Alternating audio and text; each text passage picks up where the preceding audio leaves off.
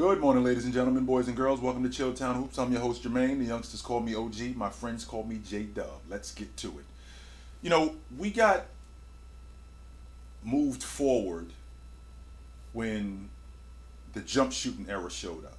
So teams like the Golden State Warriors, the Houston Rockets with James Harden, what they did was they enhanced the three ball. And with enhancing the three ball, the game moved further away from the basket. Because the game moved further away from the basket, the big guy started to become obsolete. And when I say obsolete, I don't mean big guy things. The big guy still rebounds at a high level. He still rim protects at a high level. Joker still does that. Embiid still rebounds at a high level. Giannis still does that. But their game got pushed further away from the basket because of how the jump shooting teams that were winning, Houston, Golden State Warriors, teams like that, how big of a deal it was. And now you got big guys that are moving themselves further away from the basket and becoming less effective and more ineffective. So when you get a guy like Joel Embiid, who last night was the most effective in the mid-range, in the mid-post, that's where he needs to live. I think he shot 6 shots last night at 19 feet, and he only missed one. Everything else was in the mid-post and in the paint. He shot 5 threes, and I think that that's way too many for him. Way too many for him. And the reason why I think that's way too many is because when he shoots threes like that, at that rate, unless you knocking him down and, we have to go to that, he is the most effective in the mid-post and in the mid-range. That's where he's the most effective. Because when he's in the mid-post, he can operate and get to the basket. Not only in the process of operating and getting to the basket, when he's on the block, there is nobody who can cover him one-on-one. The way he plays, I don't expect 59 out of him on a regular basis. But what I do expect, when he plays in the mid-post and on the box and in the mid-range, I expect him to win. Because I've seen guys like Giannis, I've seen Joker, I've seen big guys, guys like that who are great scorers. None of them dudes got nothing on Embiid when he get going. None of them. And if he could play in the mid-post, I think the Philadelphia 76ers would have a legit shot at winning the NBA championship. Where he gets himself in trouble is he moves himself further and further away from the basket because that's what everybody else is doing. And it's not difficult to do that when you see everybody else doing it. I got to do it too if I want to last.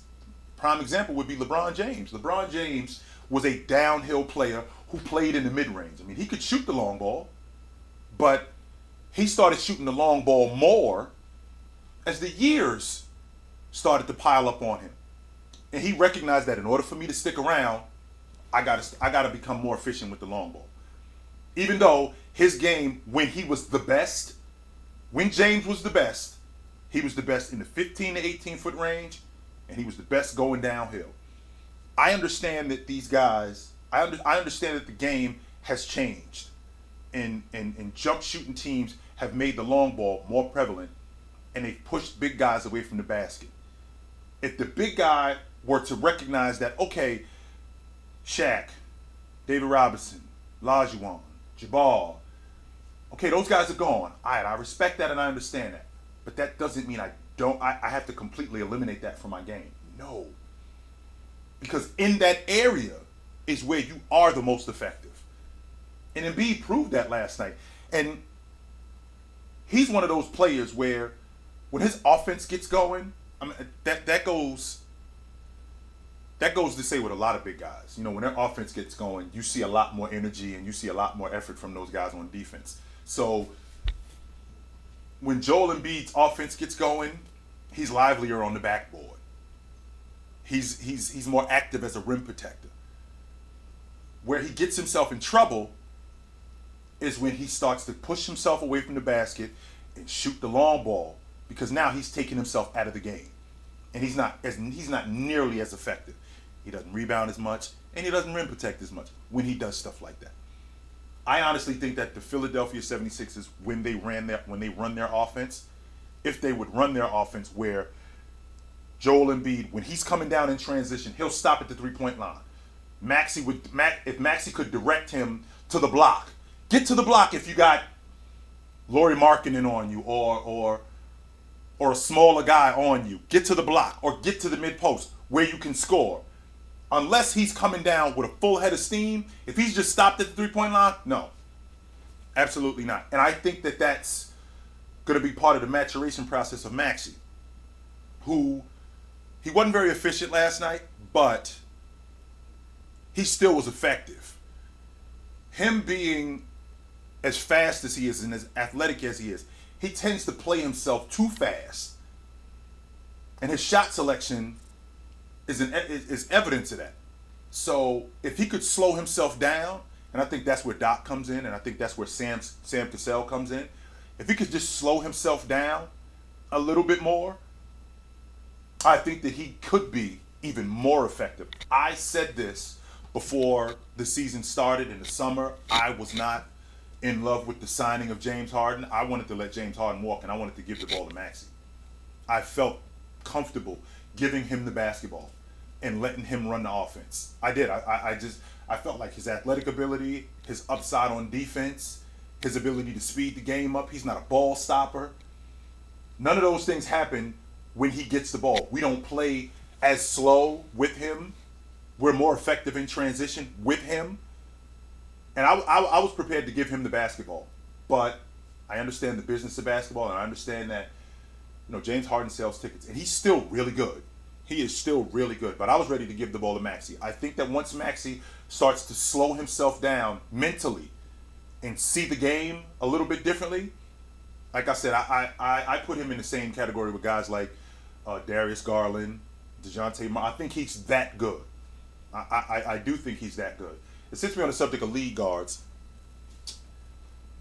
I had the Minnesota Timberwolves as the top 5 seed before the season started. And the reason why I had them as the top 5 seed before the season started is because I dug the dynamic of Cat and Rudy.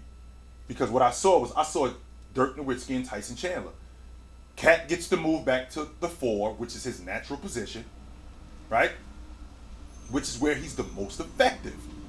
And he gets to play in the mid-post. He gets to play in the mid-range. The logic that Rudy's going to clog the lane, let's kill the logic of Rudy clogging the lane. And the reason why we're going to kill the logic of Rudy clogging the lane is because guys shoot the long ball. That's what guys do. Guys shoot the long ball, and that's it. I mean, I watched Darius Garland shoot 14 threes last night. So you're not opening up the lane shooting 14 threes. No, that's not happening. So when I see Cat and Rudy together, I'm thinking Cat gets in the mid-range, because that's where his game actually starts. It starts 15 feet and in. What I mean when I say it starts 15 feet and in is when he gets that free throw line jump shot going, when he gets that elbow jump shot going, he's really effective. And I thought that with Cat, he could be more effective as a defender. And the reason why is because now I don't have to cover 5 men. We have that department covered. I have the best rebounder in the game, arguably the best rim protector in the game, and the best interior defender in the game. So all I have to do is deal with the 4s. But watching him, he looks out of sorts. And the reason why he looks out of sorts is because a lot of the stuff that he gets, it's not easy. He looks disinterested. They look disjointed as a unit. They did win last night. Yes, they did. But they look disjointed as a unit. And he looks disinterested. Can't put my finger on why, but he looks disinterested. And I think that this happens to have a lot to do with the lead guard spot. D'Angelo Russell, he got himself in better position last night. He had 12 assists. And the reason why he had that was there was a lot of pick and dive stuff going on. Right? There was a lot of pick and pop going on last night. D'Angelo Russell was great in the mid-range. And with him being great in the mid-range, that opens up the offense. That opens up the floor. Because now you can't clog the lane. You guys got to come out and you have to honor those shots when he's knocking that down. Now that gives him the ability to get to the basket and create shots for other people, which he hasn't been doing very well. Last night he did, but he hasn't been doing that very well. Add that to the fact that when they get in transition, they don't get anything easy. They don't get easy layups, right? They don't get easy mid-range shots. And I think that that's a testament to their lead guard spot. And he has to be more effective in getting them that. I thought that Anthony Edwards was going to take that leap this year. And I thought that he would be better, but he hasn't shown that. And I think that that is largely due to the lead guard spot. And I think that they need to get better play out of D'Angelo Russell. And if they get better play out of him, they can get better play out of everybody else. So, and speaking of guys playing better, I just want to put it on your mind, guys, that Anthony Davis, he had his 30th 30-15 game. And that's comparable to, if I'm not mistaken, I think Olajuwon did it, Barkley did it, Moses Malone did it, Karl Malone did it, Shaq did it too. And he didn't take any threes last night, not one. He was the most effective in the mid-range and at the basket. This dynamic with him and Russ, it's hard to deny that Anthony Edwards is an A1 talent. It's hard to deny that. The knock on him has always been, can he hold up? That's it. It's never been his talent. Let's not act like we weren't having a serious conversation just 2 short years ago about who's the best 4-man in the game between him and Giannis. That was a real conversation.